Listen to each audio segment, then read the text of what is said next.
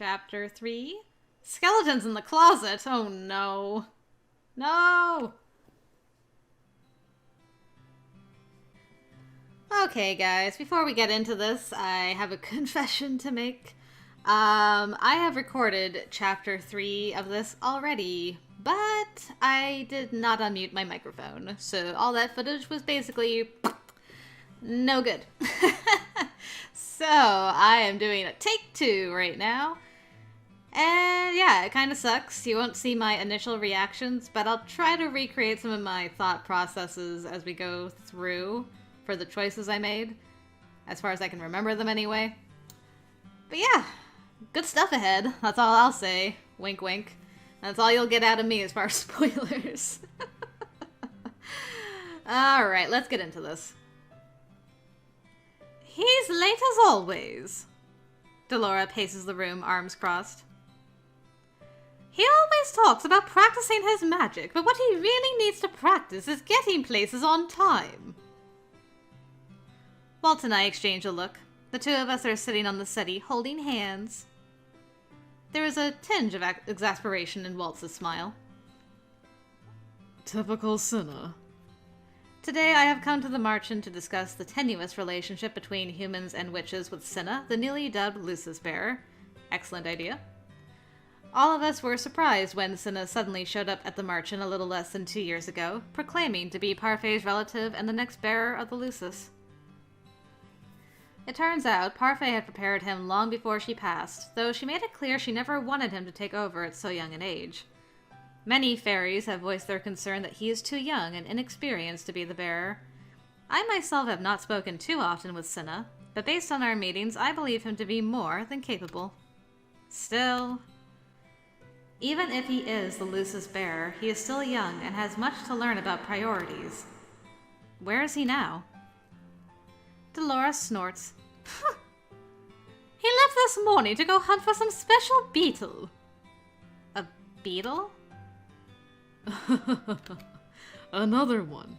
He was telling me the other day he caught some rare horned beetle. I hope you didn't praise him so much you inspired him to add to his collection. Waltz grins. It wasn't my praise that inspired him. Cinna's just dedicated to his hobby. Out of all the hobbies to have. Collections are especially fun when you're growing up.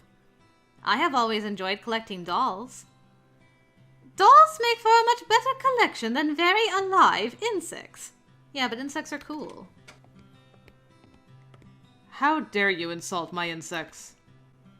Cinna walks in, lips downturned in his usual frown. You have awfully good hearing. Too bad your time management leaves much to be desired. Cinna's scowl intensifies. Is that how you talk to the Lucis bearer? If only you were around when Parfait was here, you would know. Delora flashes a smile so intimidating even Cinna falters. It is when the Lucis bearer is a recalcitrant child. Cinna walks quietly over to one of the chairs Delora set up and sits. He clears his throat. Sorry. So cute. The word is a low mumble, barely audible.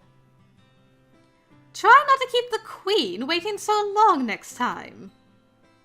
Fine!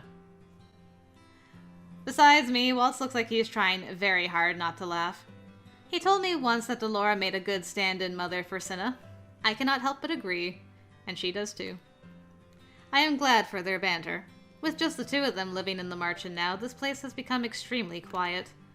Though Waltz comes here weekly to teach his students, the tavern is usually empty on account of it no longer being open to the public. It makes me sad sometimes, but then I think of how happy everyone is now, being able to live without being cursed.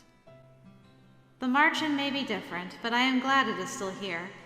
It feels like a sanctuary, even now. Since you're all so eager to start, we should get to it.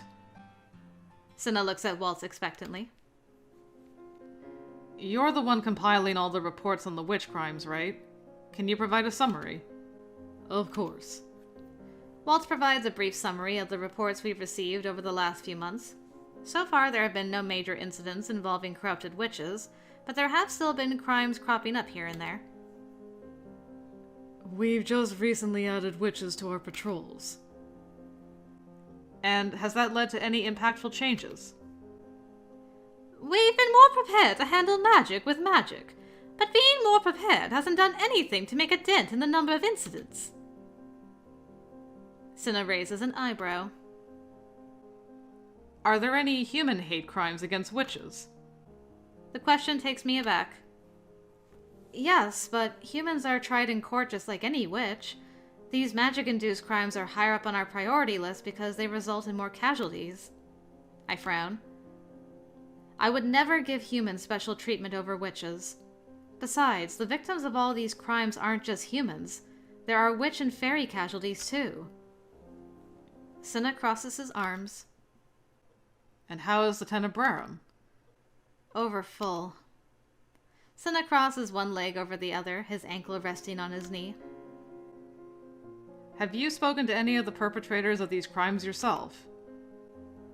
We have witches and knights who handle interrogations. Sometimes Waltz and I step in. Cinna scowls. And what about you, Queen Lucette? You're the Tenebrarum Bearer. You have a responsibility to reach out to those witches. Cinnamon! Don't call me that. Cinna's words cut me right to my core. It is not that I have ignored those witches, just that there is a procedure for dealing with them. It is the same for any criminal. As the Queen, I do not come into direct contact with any criminals unless they are being tried in court. It is not my job to interrogate them after all, but I believe Cinna has a point. The palace procedures make it impossible for me to fully conduct my responsibilities as the Tenebrarum Bearer, don't they? Cinna and Delora both stop talking to look at me. As a queen, I am meant to be unbiased, but the procedures that keep me from taking sides are what keep me from speaking with the witches directly. It's true Hilda communicated more directly with the witches, but that closeness emboldened corrupted witches and intimidated those of us who didn't agree with her. Cinna shakes his head. That's a reflection on the bearer, not on the procedure. If you're a good bearer, Lucette, you'll speak to those witches directly to try to get to the root of the problem, if there is one. Where do you find the gall to speak like that, Cinnamon? Stop calling me that! Walt speaks up abruptly. Lucette shouldn't have to communicate with them directly. The Order of Caldera exists to deal with those criminals. And I decided here to argue, because Cinna made excellent points. As the bearer, Lucette should be looking to find out what the root of the problem is. And that's probably why this has dragged on for as long as it has. So I argued. I think Cinna has a point. But Lucette, I'm more than happy to interrogate the witches with Delora and deliver the reports myself. The comment, for some reason, makes me bristle. Waltz has been doing everything he can to help with the witches, but Cinna is right. My approach is clearly lacking. If I am to understand this problem, I must reach out to these witches directly. I must hear their testimonies firsthand before they are pressured into a confession and brought before me in the throne room. No, Cinna is right. It is my responsibility as a bearer to listen to the witches, even the corrupted ones. They are criminals, yes, but I must still hear them. Lucette, I know you're going to tell me I'm overworking myself, Waltz, but I am the Tenebrarum Bearer. I cannot just shirk my responsibilities. I am baffled by Waltz's distress. Normally, he does not wear his emotions so openly. Normally, he is supportive of my decisions. And it was at this point, I think, that I was wondering, maybe he's been trying to protect Lucette from what the witches have been saying in interrogations. And that's why he's so against her talking to them. And that's all I'm going to say at this juncture, because otherwise I'll probably spoil things. So why is he so adamant about this? I'm the Tenebrarum Bearer, Waltz. I am in no danger. Besides, I'll have you by my side during the interrogations, yes? Of course. You're welcome. Cinnamon, your manners are truly atrocious. You called me here to have a serious discussion, so I came for a serious discussion. Faye may have danced around issues, but I will not. No, I suppose you have a very different way of doing things. Delora grumbles beneath her breath. What was that? I said you're still very much a child. Before Cinna can say anything, I interject. A wise child all the same. Thank you, Cinna. I appreciate your suggestion. It makes sense that Delora and Waltz would try to keep me from overworking myself. They know how much stress I am under, after all. Cinna has no such reservations. He is so blunt he would say anything on his mind, even if he did know my full situation. That is what makes him a good confidant, I suppose. Cinna leans back in his chair. I'm happy I could help. Now, can I get back to my hunt? The words make me smile despite myself. He may have wisdom beyond his years, but in the end, he is still a child. Do not let us keep you here any longer. Delora raises an eyebrow. It would serve you right if you got stung by something.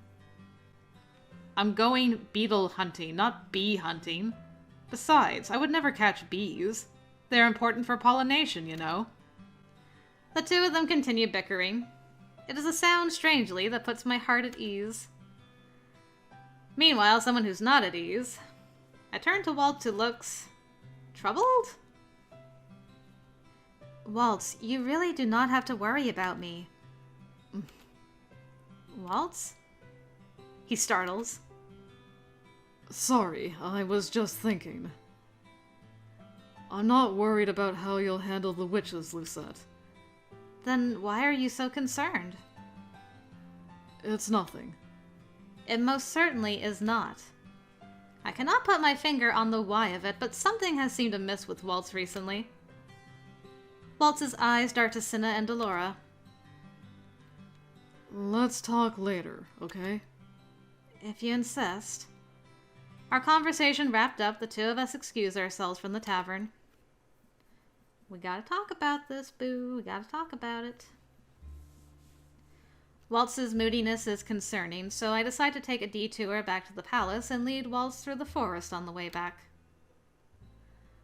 I see we're taking the more scenic way back today. I would rather avoid the crowds right now. You seem tense in there. Will you talk to me now? I have some reservations about Cinna's approach. So I noticed. Why? If interrogating these criminals is too time-consuming a task for me or yields no results, then I will leave it to you and the other witches. I fail to see how this proposal is a problem. It's a problem because I know you. You take on way too much work, Lucette. Nonsense. I'm still just trying to find a balance. Let me balance things for you. Please. Do you have so little faith in me, Waltz? No. You know that's not what I meant, Lucette. I appreciate everything you do for me. Truly. But I am the Tenebrarum Bearer. It is my responsibility to oversee issues involving the witches. I poke him gently in the shoulder. I will be relying on your help, though. The motion draws the vaguest of smiles from Waltz. Of course. I'm still not convinced it's the best suggestion, but I'll go along with whatever you think is best. I feel he is overreacting to all of this, but why? You'll find out.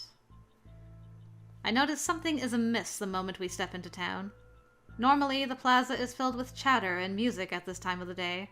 Now it is eerily quiet. What's happening? I don't like the looks of this. Waltz and I venture more cautiously into the square. There are a few people here and there scuttling about, but someone calls my name before I can speak with any of them.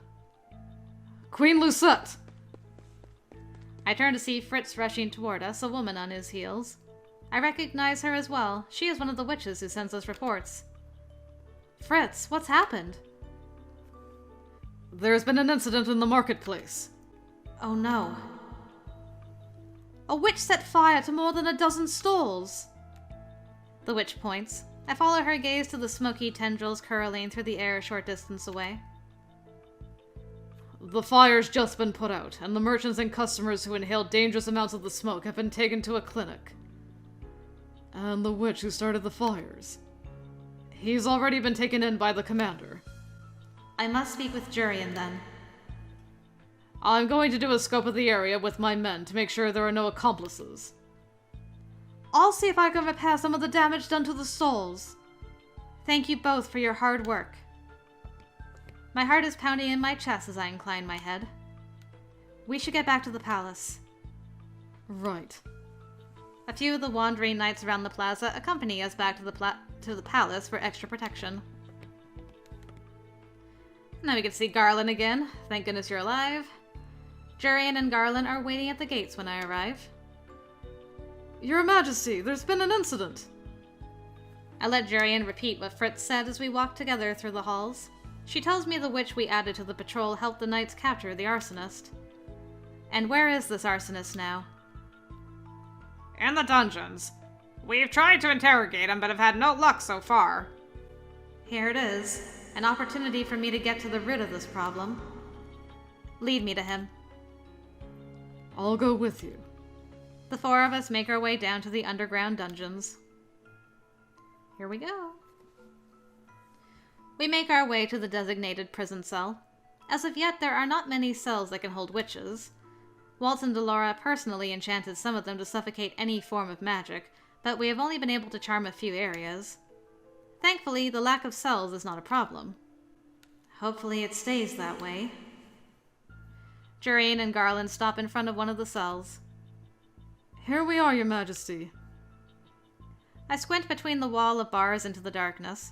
I see a man huddled in the corner, his back to us. Waltz moves to stand in front of me, posture stiff. Lucette, I can... Let me handle this, Waltz. I peer into the bars. Your queen stands before you. Will you not acknowledge me? You are not my queen. The man glances over his shoulder. The only queen I acknowledged was Queen Hildir. You're nothing but a usurper. You will show Queen Lucette respect, or... It is all right, Jurian. I turn back to the witch. We seem to have his full attention now. Will you tell me why you did what you did? What is it you hope to achieve?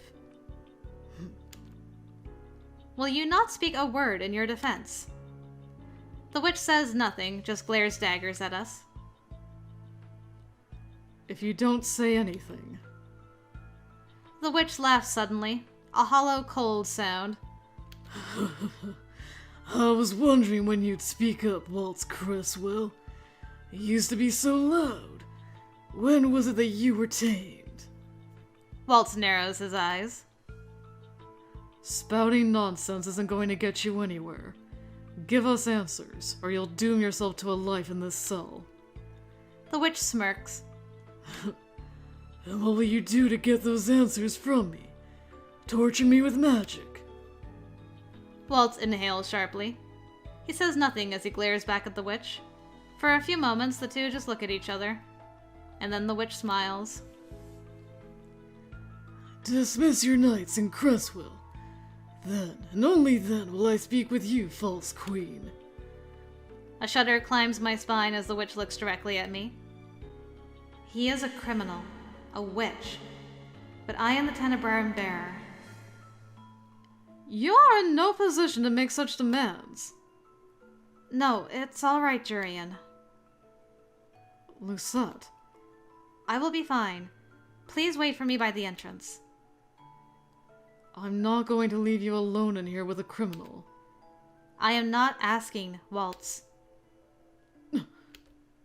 He looks at me stunned, but I cannot show weakness in front of this criminal. I cannot dither. Sorry, Boo. We'll wait for you, Your Majesty. But if we hear even the slightest disturbance, we'll be back. Thank you both. Waltz is the last to leave. He looks at me uncertainly, almost pleadingly, but when I do not budge, he eventually turns on his heel and leaves. The witch turns to me after their footsteps have faded to silence.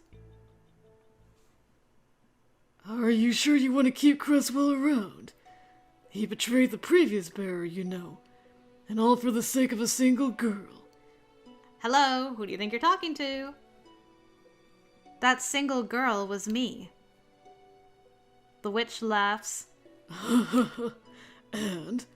That means nothing. Loyalty and love are not mutually exclusive. Get to the point. You said you would speak to me. He smiles at me coldly. So I did. But I would much rather speak of the past than the present. That was not our agreement. The witch speaks as if he hasn't heard me. How much do you know about the man who follows you like a shadow? About Waltz Cresswell? We are not here to speak about Waltz. But don't you want to know what he did for your mother?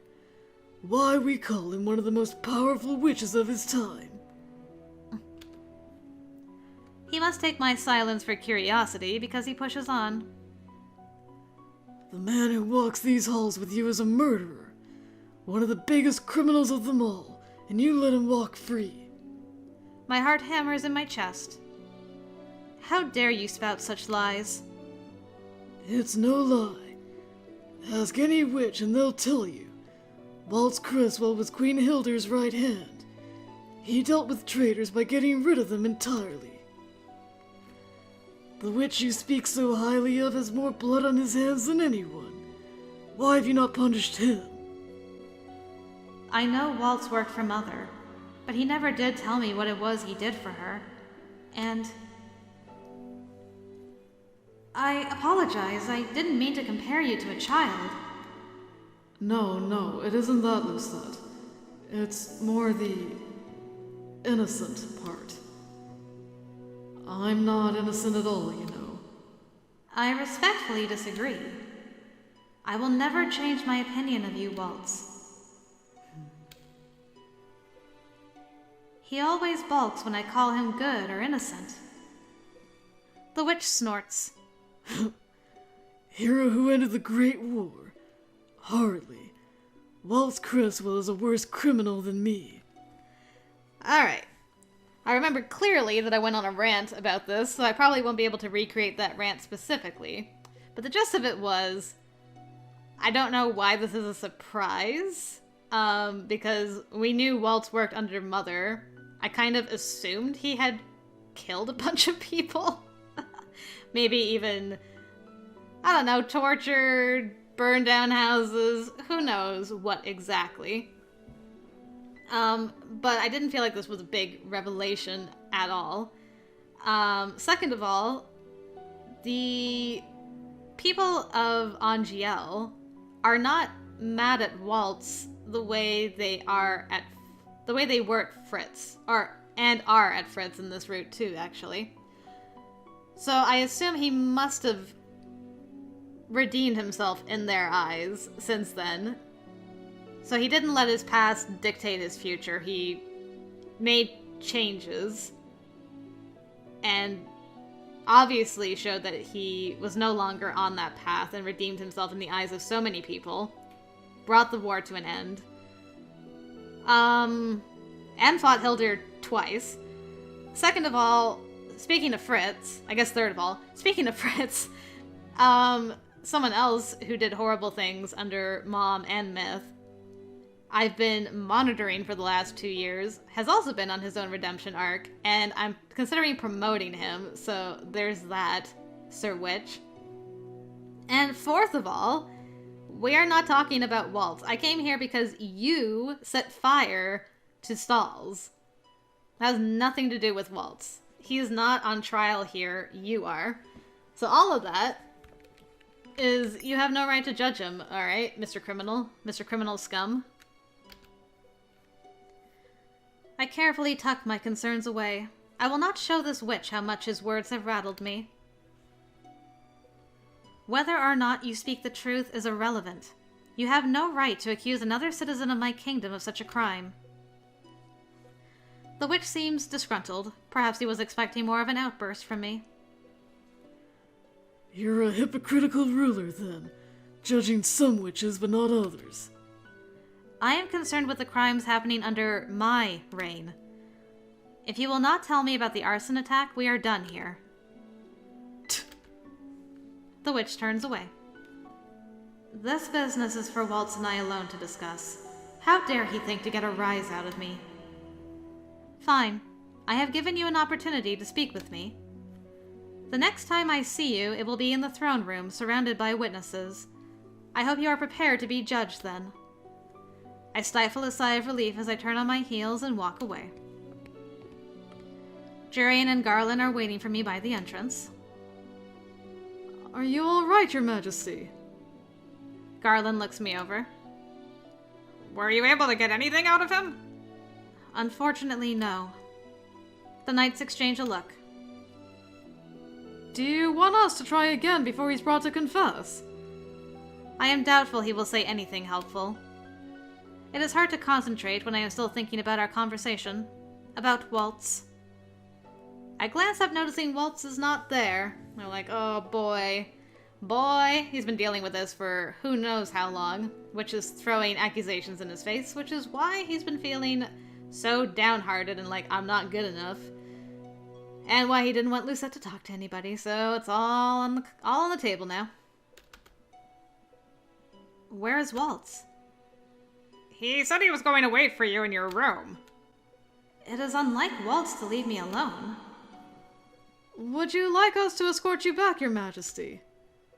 I shake my head. There is no need. But please, send by a report of the damages and casualties when it is available. Has there been any word about the state of the marketplace? We received a report while we were waiting for you. Many stalls and goods were lost in the fire. Then I must think of a way to compensate the merchants for their loss.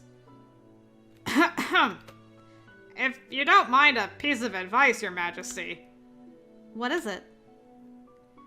We won't have a full report until tomorrow. I'd recommend you rest for the night, and we can discuss losses and compensation tomorrow. I nod. I think that would be best. I will notify the advisors of my progress here, then return to my room for the night. I am eager to speak to Waltz about all of this. Then let us escort you as far as the throne room at least. We're on our way there anyway. Thank you both. You guys are good. Couple of the good ones. I spend the next hour doing what I can to ensure support is sent into town. After receiving multiple reports that things are stable and no other accomplices have been found, I return to my room. Just as Jurian and Garland said, Waltz is waiting for me. He sits by the window, holding a familiar doll in his hands. It's the one he got us. For being so good. I recognize it as the doll he bought me 2 years ago. He looks up when I enter. Hello, little star. His smile is strained and undeniably sad. It breaks my heart. Hello, Waltz. I glance at the doll. Feeling nostalgic? I was just thinking about how much you've always loved your dolls. He runs a finger over the doll's fragile porcelain cheek. I always felt oddly comforted when I looked at your dolls as a kid. Your room felt like a sanctuary to me back then. It still does. I move to sit next to Waltz. It is not just my room anymore, you know. It is our room. Right. Waltz sets the doll down on the table with a sigh. So, how did the interrogation go? He says the words slowly, tentatively.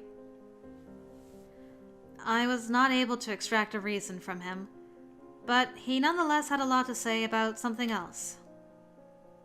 Waltz just looks at me quietly, expectantly. He had a lot to say about you. Waltz's expression shudders. Me? Waltz, do you trust me? What kind of question is that? Of course I do. So you would tell me the truth about anything? I knew it was only a matter of time until this came up in one of the interrogations. This witch. He called you a murderer, Waltz. Did you truly have to do that for Mother? Sitting with his shoulders slouched, his gaze trained downward, Waltz looked like a mere shadow of himself. The sight breaks my heart. I did. Waltz! I'm sorry, little star. I did a lot of terrible things in my past. Things I can't take back. Things I would do anything to take back. Waltz looks away. I know it seems like I've been keeping things from you, but I don't do it to keep secrets from you. I just have never wanted to speak about the past. My whole life, I've been trying to make up for the wrongs I committed. My parents' deaths, the humans I had to hurt for Hildur. I don't think there's anything I could ever do to make up for it. I slide closer to him and place my hand over his. The reason you were so adamant about me not accompanying you to these interrogations was because you feared a corrupted witch would say something in my presence, wasn't it? I meant what I said about me not wanting you to overwork yourself. But yes, that was a part of it too. Waltz, how long has this guilt been gnawing at you? My whole life. It wasn't so bad when I lived at the Marchen. There I could sometimes forget about everything that happened. But here in this palace, interrogating the witches, it comes back. He looks up at me, gaze somber. I'm sorry. For what? Waltz, I have told you 100 times that my mother is the one who forced you to do those things. That doesn't change the fact that people have been hurt because of me. That they've lost loved ones because of me. King Gennaro ought to have punished me for what I did. And yet, he bowed to you, didn't he, in this very room? I can still remember what Father said to Waltz when he saw us together in my room all those years ago. No, Waltz. My father was grateful to you. It was because of you my mother could be defeated in the first place. As for the guilt you feel, I shake my head. I know what that is like, to feel crushed by grief. I still remember the guilt that crashed down on me when I found out I was the Tenebrarum Bearer. I remember the helplessness I felt when my father died before my eyes. No one can absolve you of that guilt except for you, Waltz. Lucette. It's true. You cannot make up for the wrongs of the past. A right doesn't resolve a wrong. But, Waltz, you saved this kingdom twice. You were under no orders then. No life can ever be weighed against any other, but you have saved so many people, Waltz. I lace my fingers through his and gently squeeze his hand. You saved me. Waltz's hold on my hand tightens. It feels almost desperate, as if he is clinging to me. You saved me, Lucette. You put a smile on my face when it felt like the world was crashing down on me. Around you, I could be at peace. I could be myself. He shakes his head. I know it's no excuse, but that's why, all this time, I didn't want to divulge anything about my past. I always talk about facing the present together, about not lingering in the past. And yet, the moment I start remembering everything, I lose myself. I can no longer think about the present or the future. All I can think about is how much I feel like I don't deserve any of this happiness. You don't have to remember if it's too hard for you, Waltz. I raise his hands to my lips and kiss his knuckles. But Please. I do not want you to feel like you need to hide things from me because you are scared of how I will react. Waltz swallows. For a few moments he does not speak, just sits there holding my hand tightly. And then he speaks, his voice feather soft. How did I get so lucky to have you in my life, little star? Fate is cruel, but it brought us together. And for that, I am forever grateful. You already know I was your mother's right hand. Myth was her left.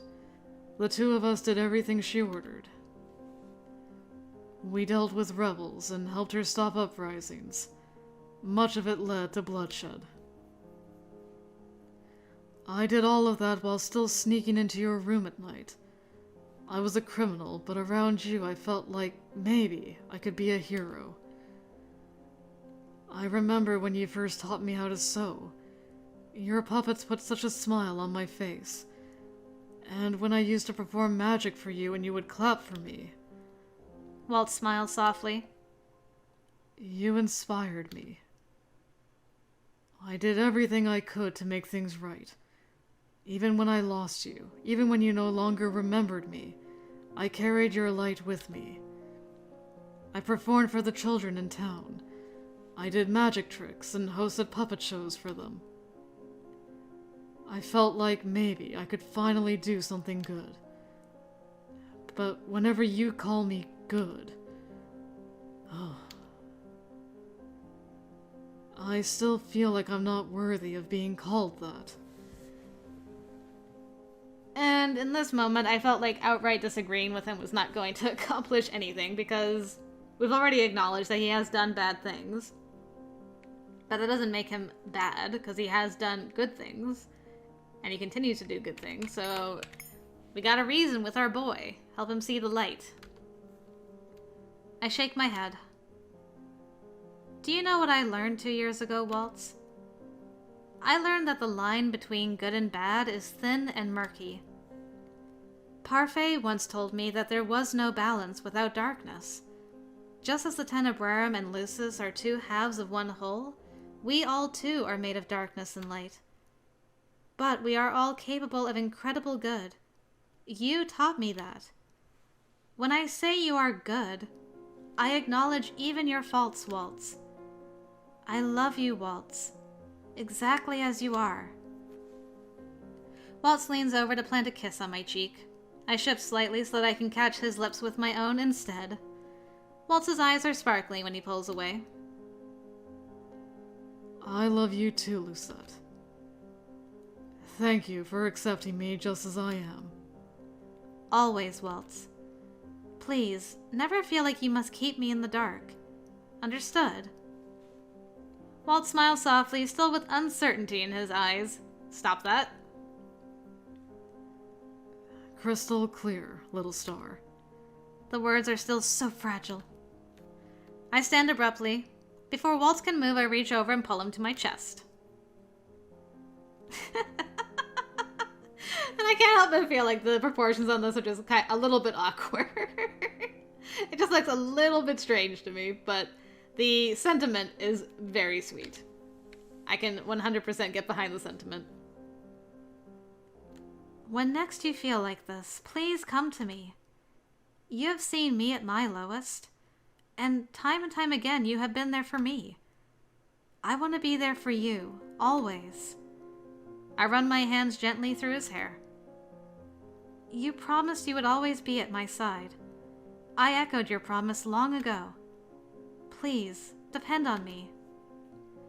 Waltz inhales shakily. For a few moments there is quiet, stillness. And then his arms circle my waist. He leans into me and whispers softly. Thank you, Lucette. I pull away from him, just far enough to look him in the eyes. Feel better? I do. He laughs a little sheepishly. I'm sorry you had to interrogate me in the end. I nudge him gently in the shoulder. You're excused this time, but only if you agree to be honest with me in the future. Yes, ma'am.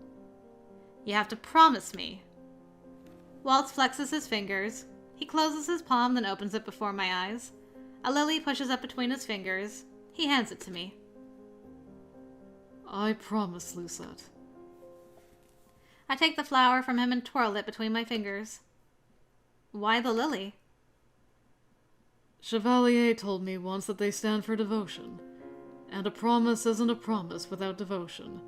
Oh, like, that was so sweet. I love that. When I lean forward to kiss his cheek, Waltz playfully pulls away. I tumble onto his lap with a laugh, and he pulls me close, tilting my face up so that he can plant a kiss on my lips. Afterward, I reach out to cup his cheek. I promise too, Waltz. In my periphery vision, I see something glimmer across the sky. I do not know if it is a shooting star, but still, I make another wish. I wish for Waltz's happiness. I hope he can learn to let me carry his burdens just as he carries mine. Draped in starlight, Waltz and I share another kiss. I think that's it. And that's the end of chapter 3. Alright, so chapter 4... Neverland, very apropos for these two. So yeah, starting in chapter 4, I'm going in blind again, thankfully, so you'll get all my lovely first impressions going forward, as long as I remember to unmute myself for future recordings.